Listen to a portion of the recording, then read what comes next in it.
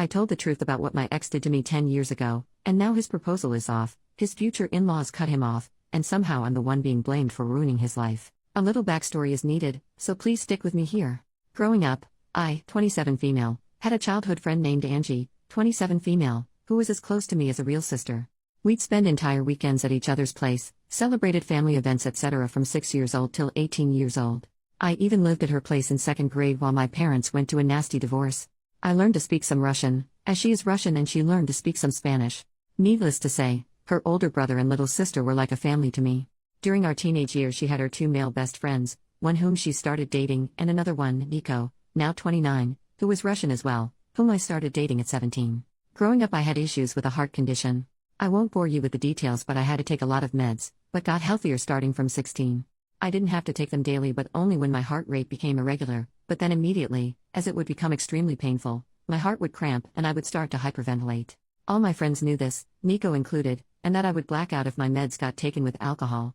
I didn't smoke much or drink much growing up as a result, since I was worried about my health and only did drink at home or in a safe setting. Legal drinking age is 16 here, and I only drank wine or beer if at all. I had my first time with Nico at 17, and when my parents stayed at a retreat 2 weeks later, he came over to have a date night. I did drink 1 glass of wine, but started having health issues later, resulting in me taking my meds and being unconscious. I was a bit sore the next morning but didn't think much about it. 2 weeks later, I'm informing Nico that I'm late on my period and he starts to panic, then he just blurts out, confessing he made love with me while I was unconscious that one night. We made love before, so he didn't think much about it. Apparently he didn't have a rubber, but since I was on the pill, he figured it was alright, and he also didn't finish in me, but in a tissue. I felt violated and disgusted by myself. I didn't know how to describe this and only told Angie about it. I was an utter mess for a few years, and wasn't able to make love again until 2 years later. I didn't remember any of it, but was too ashamed to go to my mom or anybody else. I didn't think of it as rope back then. I was too young to really understand what and how I was violated, and Angie told me it's alright, I should break up if I feel bad about it, but we were in a relationship and didn't make love before. I broke up with him the following day, and apparently he cried about his broken heart to her. As Nico and Angie were close and hanging out together a lot, they started dating a few months afterwards, and I had to see him every time when visiting her. I told her I'm not able to see him, but she didn't understand where I'm coming from.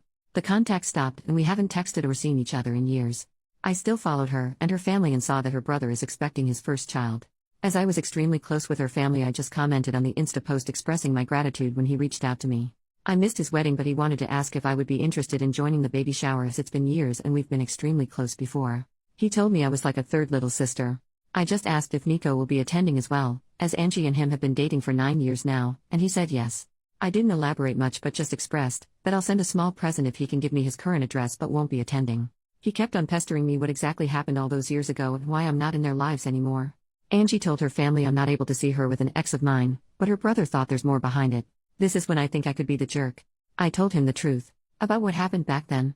And while I didn't know it at 17, I know now that this was rope and I named it as such. I didn't receive any message back from him, but a few days later Angie reached out to me, furious. Nico had planned to propose during the baby shower, but Angie's brother is against it now, having learned why I stopped the contact. She loves Nico and will stay with him, but by doing so, her brother said she is no longer a part of his life, as he doesn't want his little baby girl in the same family as a rapist.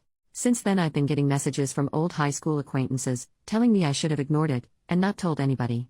Since I didn't speak up back then, I lost the right to do so now, and am a horrible person for ruining somebody's life over some stuff he did 10 years ago when he himself was a child as well.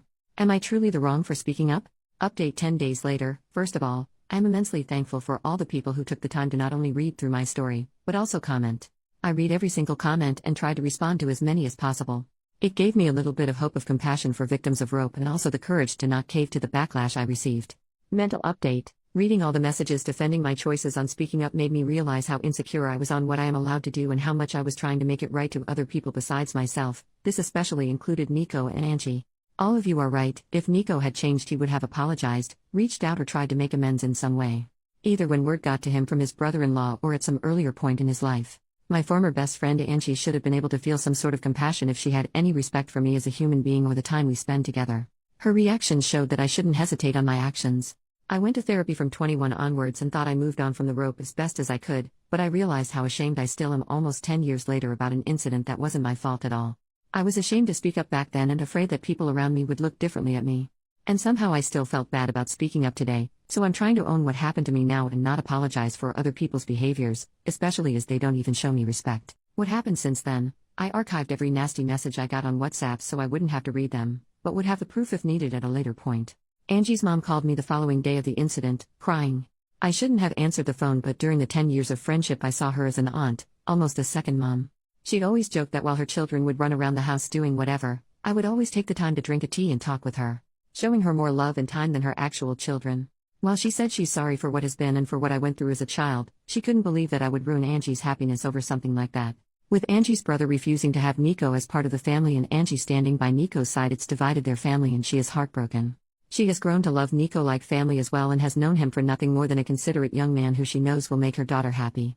It wasn't nasty names or angry talk, just a heartbroken mother who faked to acknowledge my pain and saw the fault in me. Angie's mom tried to get me to apologize or to take it back, but I refused as I don't see the fault in me. With everything that has happened, I believe that Nico hasn't changed and is just hiding it better somehow. He can see how people are standing by him and supporting his behavior, so he won't have to change. And that is something I didn't want to indulge.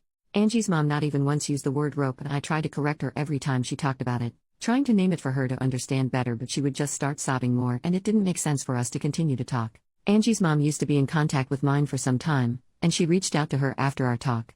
I was afraid that my mom would find out, since she's from a more conservative background.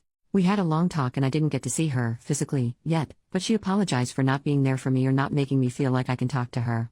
I tried to calm her as best as I could, but when she asked me if my current partner knows I was used like that, I got angry. She was scared my partner would leave me if he found out, implying it was something that made me less precious or appealing. When she asked me to keep it a secret from our family abroad and in our country, I hung up. She was acting exactly the way I was afraid she would, as if it's something shameful. It was especially hard as I am trying my best to move away from the feeling of shame. She has since apologized, but it's clear that her view of me has changed.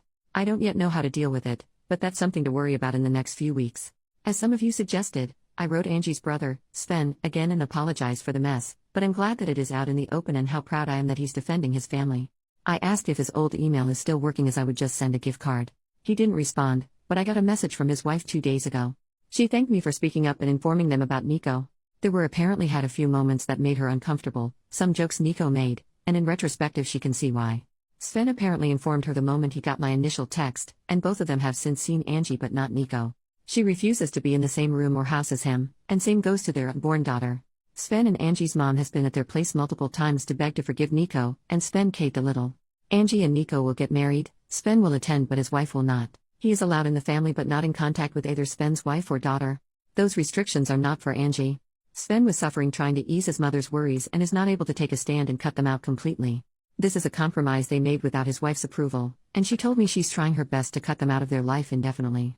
She wanted to move back, closer to her family as well, and thinks this is a perfect opportunity but isn't sure if she can follow through.